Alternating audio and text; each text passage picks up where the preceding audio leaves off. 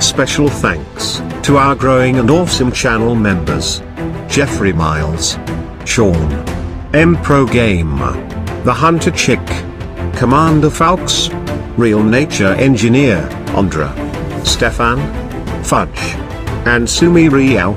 Thank you so much for supporting our future project, which is the Members Terrarium, and for making every episodes possible. Let me also say welcome back, buddies. And for those new to the channel, you're also welcome to D-Colony.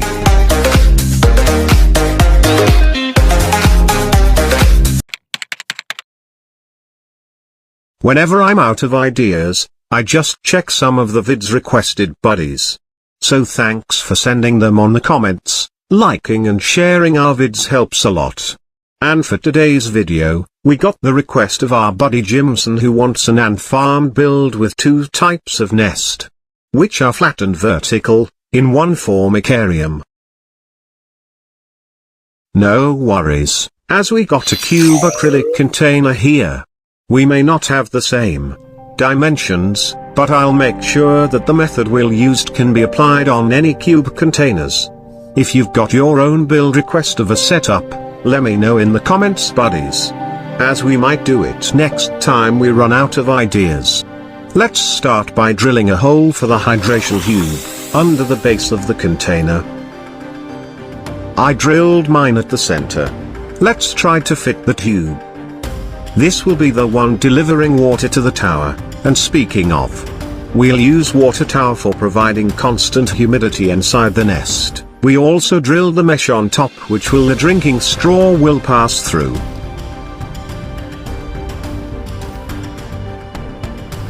It will simply look like this. On how to make a water tower like this, check this vid here, or on the description, buddies. Anyway, let's remove the water basin for now, as we'll work on the chamber first. And for an easier job, we'll make a DIY tool to make sand chamber the easy way, by using scrap sinter boards that we're fixing together using super glue.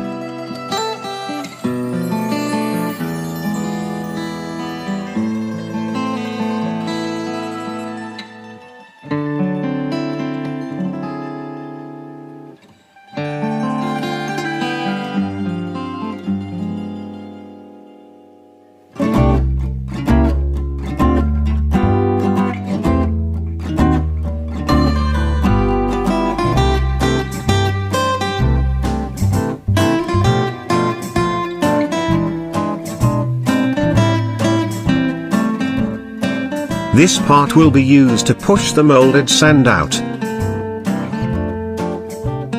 We also made a smaller one for the connecting chambers.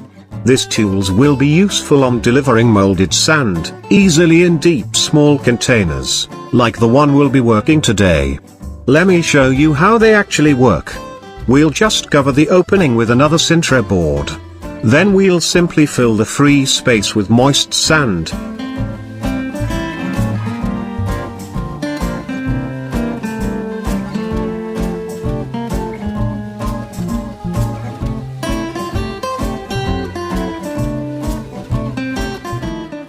You can also use your fingers, if you're more comfortable this way.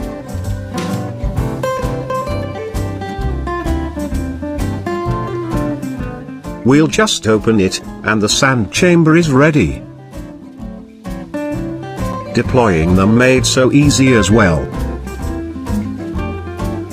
But if you wanna do them manually inside, that would work as well, like what we do on most of our projects in the past. That way we'll just consume more time. In case you don't like the looks of the angled corners, you can always fillet them by just pressing it.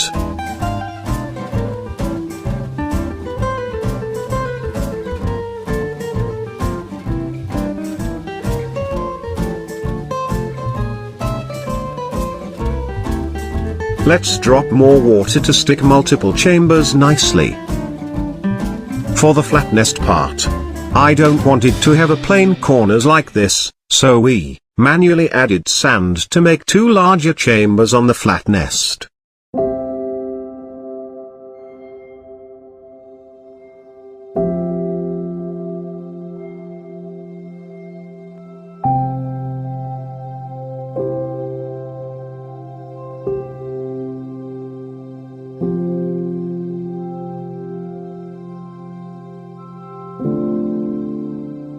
and we end up with this look. We'll now install the hydration tube. I just noticed this plastic residue left from drilling.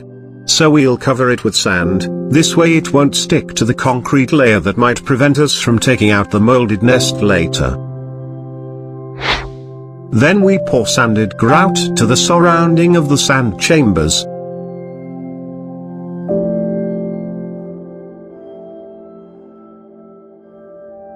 We won't cover them completely yet, as we need to construct connecting chambers before covering the whole flat nest.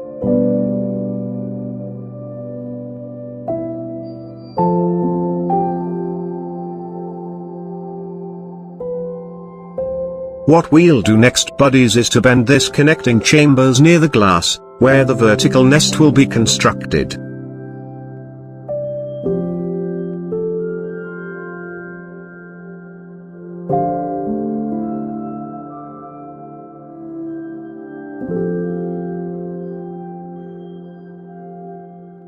Now, let's make the side nest next.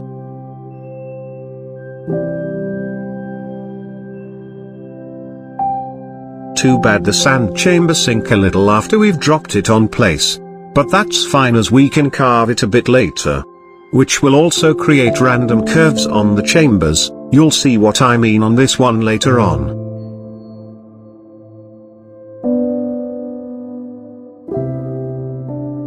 We connected each chambers with curves like this, so the nest can have a solid concrete corners.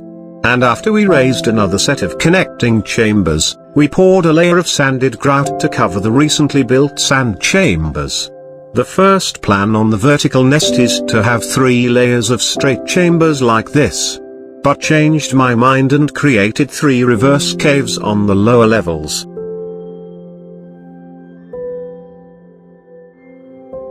Just after leveling the sand chambers and the grout, we installed the water tower.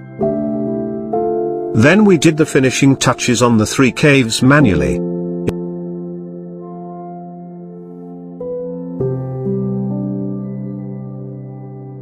Including the one vertical nest that will be facing the feeding area.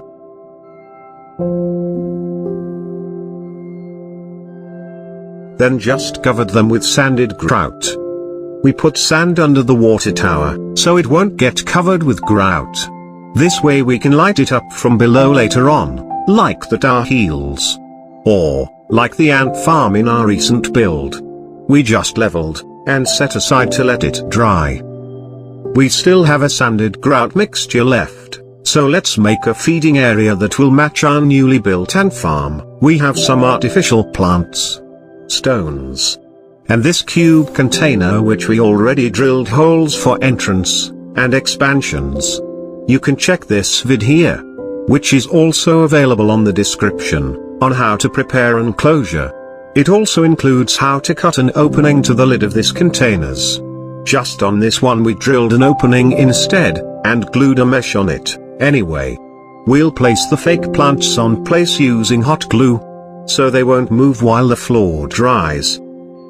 Which is these sanded grout left over. Then we just dropped some stones randomly. Then the leaves that we cut from the artificial plants. Just roughened the surface using sand toppings. The next day, it's dried and ready.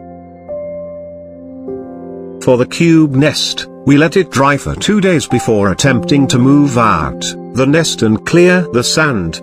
To do that, we need to remove this tube first, which is holding the nest dearly. We used pliers to do so, deforming the tube. We'll just need to replace it later. It's not that hard to remove the block, since our container has smaller base size compared to the mouth of the container or the opening. We'll simply clear the sand inside next.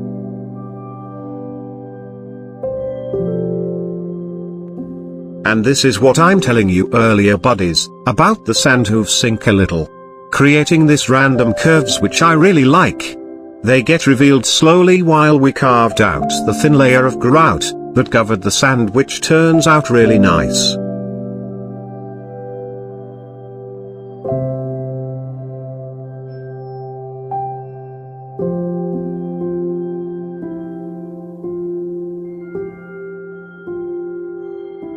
I also love how the reverse caves differ from each other.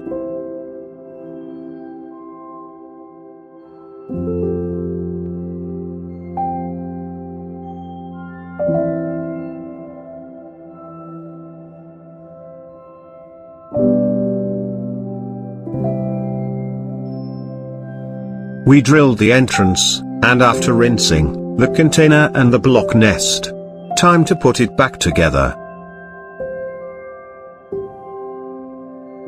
We also place the lid under, which will prevent escapees in case the ants manage to dig through the grout.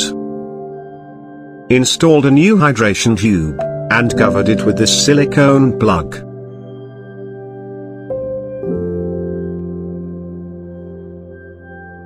We also connected the feeding area, using an oversized tubing to fit tightly. And our cube castle ant farm is done, which turns out really awesome to me. Let me know what do you think on the comments, buddies. Anyway, here's the vertical nest which is visible from the feeding area. This ant farm may look small, buddies, at 7.5 centimeters cube, but it has a decent nesting space, as we've got 5 sides to consider, anyway. That being said, we can also use bigger containers for the outworld. If you've got your own build request of a setup, let me know in the comments, buddies, as we might do it next time for you. Before we end the video, let me shout out the Ant Keeper channel. Our fellow ant enthusiasts, give it a visit, buddies, for more ant keeping contents. I just hope you have learned something from this video, guys. Be a genie for the first time, by granting my wish and tapping the like and share button, that would help a lot. This is D Colony, saying goodbye for now, but hoping to see you on my next videos.